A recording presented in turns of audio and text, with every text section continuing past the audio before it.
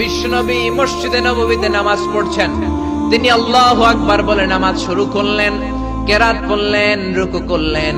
রুকু থেকে দাঁড়িয়ে বিশ্বনবী পড়লেন সামি আল্লাহু লিমান হামিদা। পেছন থেকে সাহাবারা পড়ল রব্বানা ওয়ালাকাল হামদ।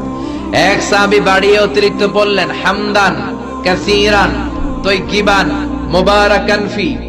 ফিসফিসি আওয়াজে পড়ার কারণে বিশ্বনবীর কানে এটা চলে এসেছে। নামাজের পর বিশ্বনবী বললেন আমি রুকু থেকে দাঁড়িয়ে পড়েছি সামি আল্লাহু লিমান হামিদা, তোমরা পড়ার কথা ছিল শুধু রব্বানা ওয়ালাকাল হামদ।